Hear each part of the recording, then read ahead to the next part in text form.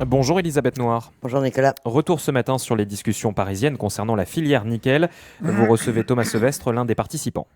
Thomas Sauvestre, vice-président du SEM, le syndicat des exportateurs de minerais. Bonjour. Bonjour. Merci d'avoir accepté notre invitation pour évoquer effectivement la situation de la filière nickel. Et vous avez assisté aux discussions à Paris, au ministère de l'économie, à Bercy, autour de Bruno Le Maire. Et aujourd'hui, une vraie sensibilité de l'État à la situation du nickel calédonien, à la nécessité de sauver la filière. Oui, absolument. Les différents ministres qui étaient présents à cette réunion ont confirmé d'une part les conclusions du rapport de l'IGF et ils nous ont incité, je cite, avec des mots assez fermes et assez lucides, de trouver des solutions rapides face à une situation désastreuse, c'est le mot qui a été employé, qui nécessite des décisions urgentes pour un modèle économique qui tienne la route. Voilà. Alors, C'est la feuille de route. On sait qu'aucune des usines n'est rentable. Comment atteindre la rentabilité? C'est en fait l'un des points de déblocage. Il y a la question de l'énergie, mais pas que. Alors, il n'y a pas que la question de l'énergie qui était une question essentielle pour les métallurgistes. Les ministres ont souligné le fait qu'il y avait la problématique métallurgique, qui est une problématique d'un peu plus long terme, puisque la rentabilité de ces usines face à la compétition des acteurs indonésiens, philippins et chinois sera peut-être un peu plus longue à atteindre, mais ils ont aussi souligné le fait que pour réagir à court terme, il faudrait privilégier certaines solutions dont notamment le fait de trouver rapidement du cash. L'État a été très clair, il ne mettra pas plus d'argent qu'il n'en a mis dans les différents projets métallurgiques si ceux-ci ne sont pas rentables et si ceux-ci ne sont pas capables de montrer qu'ils peuvent atteindre la rentabilité rapidement. Les points qui ont été soulevés, c'est donc de trouver du cash. Et pour trouver du cash, l'État a incité fortement la Nouvelle-Calédonie à prendre des mesures favorables à l'exportation.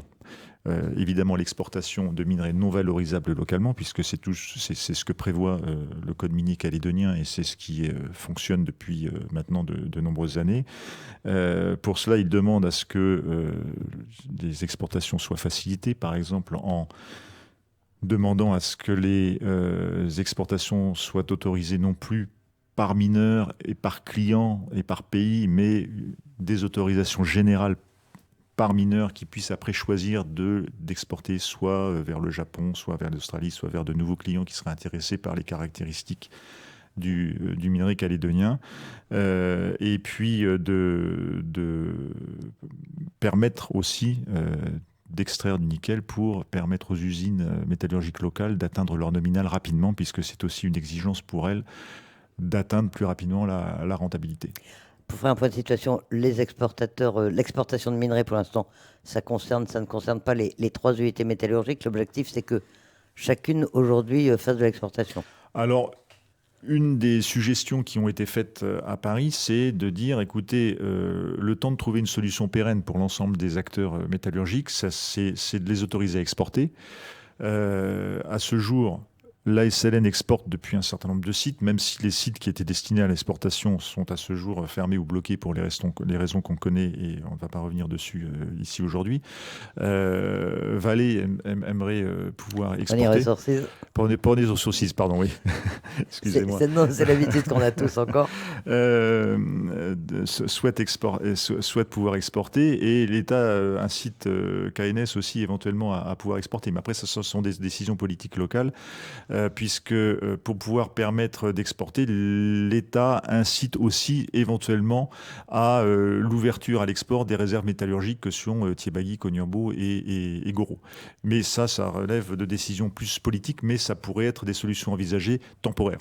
Ça nécessiterait une modification du code minier. Absolument. Et pour l'instant, on n'en est pas encore là, il n'y a pas encore d'accord politique forcément sur cette évolution. Je pense qu'on est au tout début d'éventuelles discussions, mais voilà, ça fait partie des points qui ont été posés sur la table. Quand on parle d'exportation, on exporte vers qui? Quels sont les marchés potentiels aujourd'hui? Alors, les exportations à ce jour, alors historiquement, les clients traditionnels de la Nouvelle-Calédonie sont les fondeurs japonais. Il y a eu aussi certains fondeurs australiens jusqu'à il y a 5 ou 6 ans. Les fondeurs japonais sont à ce jour dans des situations économiques qui sont équivalentes à celles des métallurgistes calédoniens, c'est-à-dire qu'ils font face à la concurrence des usines indonésiennes. Donc les métallurgistes japonais sont dans des situations économiques très difficiles. Et on exporte aussi vers certaines usines chinoises. Ça remonte à 2015-2016, comme vous savez, et les exportations vers la Chine étaient à l'époque faites pour venir en appoint des exports vers les clients traditionnels. Aujourd'hui, les Japonais n'achètent plus, et la Chine est devenue la destination la plus importante en termes d'exportation, avec évidemment la Corée, puisque la NMC exporte vers l'usine SNNC de Corée. Donc si on décidait effectivement d'augmenter les exportations, si pour faire rentrer du cash les usines, les opérateurs devaient prendre cette direction, on trouverait des clients, ça c'est pas le problème. On trouve des clients. Il y a des gens qui viennent nous voir, chinois, indonésiens, mais aussi des entreprises novatrices qui sont en train de tester et de mettre en place des procédés de transformation du nickel dans le sens d'une industrie décarbonée, d'une industrie verte, des clients australiens, des clients américains, qui sont fortement soutenus pour les clients américains et voire australiens par l'Inflation Reduction Act qui a été pris par les États-Unis, qui vise à subventionner massivement les industries décarbonées. Et on pourrait aussi exporter vers des clients de la région qui eux-mêmes pourraient ensuite exporter leur nickel métal vers l'Europe, qui en a fortement besoin puisqu'il n'y a pas d'usine de transformation là-bas. Alors, l'une des pistes aussi pour le nickel calédonien, c'est de réorienter la production des usines vers ce qu'on appelle le nickel batterie. C'est aussi l'une des pistes, bien sûr, que l'État examine. Bien évidemment, l'État incite fortement les métallurgistes à s'orienter vers ce secteur-là, puisque c'est le secteur qui est à ce jour le plus porteur. L'usine de Prony Ressources, évidemment, elle est déjà dimensionnée pour ce type de produit. Les usines SLN et de KNS réfléchissent à s'adapter aussi à ce secteur, bien que il ne faut pas croire que la transformation vers le ferronickel classique destillé à l'inox soit en perte de vitesse, même s'il croît moins que le marché du nickel batterie. C'est un marché qui croît, puisque ce sont des matières premières qui sont nécessaires pour évidemment les objets du quotidien, mais également pour des industries très sensibles dans la défense, dans l'aéronautique, etc. Et alors là aussi, le nickel batterie, quels seraient les marchés? C'est la France en priorité, c'est l'Europe ou d'autres pays au monde qui peuvent être intéressés par ce nickel batterie? Alors, c'est le monde occidental en général qui développe des usines de fabrication de batteries pour l'automobile. Il y en a en Europe, évidemment, la Mega Factory de Dunkerque, mais il y en a aussi aux États-Unis, il y en a aussi en Australie et dans d'autres pays. Donc évidemment, on incite fortement. La France a besoin, et l'Europe ont besoin de nickel. Le nickel a été inscrit par l'Union européenne dans la liste des métaux critiques dans le Raw Material Act qui a été voté par le Parlement européen il y a quelques semaines, et qui incite fortement les industriels européens, à travers des barrières à l'entrée, à utiliser du nickel socialement, environnementalement responsable. Ce qui est le cas du nickel calédonien. Il faut bien voir que le nickel calédonien a quand même un gros atout, c'est qu'il a une haute qualité sociale et environnementale. Les conditions dans lesquelles le nickel est extrait en Nouvelle-Calédonie, et peut-être, même s'il est toujours améliorable, le pays dans lequel les règles sociales, environnementales, respect du code du travail, conditions dans lesquelles les mines sont exploitées, est le plus vertueux, même si encore des choses certainement améliorées. Et c'est ce que défend l'Union européenne pour justement éviter que le nickel qui approvisionne l'Europe provienne de mines à ciel ouvert exploitées par des enfants dans des conditions lamentables. Vous avez eu l'occasion d'en parler ou de rencontrer le député européen François-Xavier Bellamy. D'ailleurs, il est intéressé, enfin lui aussi se préoccupe de l'avenir de la filière nickel. Alors, il est non seulement intéressé, mais il le suit de très près. Il a défendu ce dossier auprès de ses collègues au Parlement européen, et il nous incite à continuer à acter dans ce sens-là.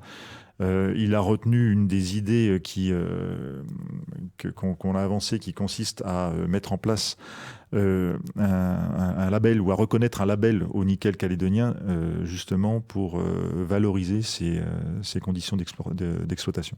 Un mot encore sur l'accès à la ressource. On sait que c'est l'un des problèmes des opérateurs calédoniens. Là aussi, l'État a été très clair. Il faut que les entreprises aient accès à la ressource.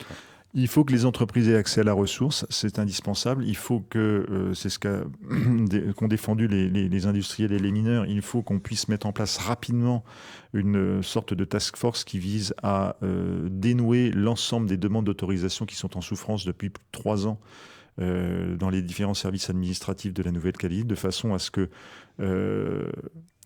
d'une part, c'est ce que je disais tout à l'heure, les usines puissent atteindre leur nominal, d'autre part qu'on puisse mieux exporter et qu'on puisse améliorer la productivité. Il y a trop de dossiers en souffrance à ce jour et l'État en est très conscient et incite fortement la Nouvelle-Calédonie à dénouer ce problème. Et l'État a été très clair également, pas de chèque en blanc. C'est quand même à la filière nickel calédonienne de se prendre un peu en main pour se rentabiliser avant que l'État décide lui-même de l'aider.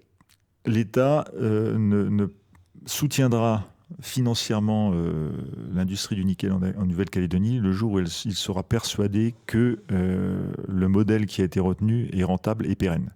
À ce jour, à ses yeux, ça ne l'est pas. Il aidera pour que ça le devienne, ça c'est clair et net. Il soutiendra toutes les initiatives qui iront dans ce sens, aussi bien celles qui seront prises par les mineurs et les métallurgistes calédoniens que celles qu'il aura pu suggérer. Mais à très court terme, il ne mettra pas d'argent. Concernant l'énergie, il y a déjà des pistes qui ont été examinées, ou là encore c'est des dossiers à étudier, à déblayer? Alors les problématiques sont un peu différentes. Alors la problématique de l'énergie concerne essentiellement les métallurgistes. Chaque métallurgiste a des problématiques propres, puisque le coût de l'énergie n'est pas le même dans le coût de revient, on va dire, de chacun des métallurgistes. Chacun réfléchit à des pistes. Et la Nouvelle-Calédonie aussi, à travers Enercal, puisqu'Enercal a participé à cette discussion, est fortement incité justement à améliorer d'une part le mix énergétique et baisser le coût de l'énergie, ce qui n'est pas toujours, on va dire, automatique. Dernier point, Thomas Sevestre, le calendrier. Est-ce qu'il y a des décisions qui doivent être prises très rapidement? On sait que le ministre de l'Intérieur des Outre-mer vient au mois d'octobre. Est-ce qu'à cette occasion, il y aura de nouveau une mise sur la table un peu de tous ces problèmes? Alors, il est prévu de remettre à plat évidemment tous ces problèmes et de voir dans quelle mesure, sur les différents points proposés par l'État et proposés par les mineurs et les sidérurgistes, on peut avancer avec un calendrier à définir.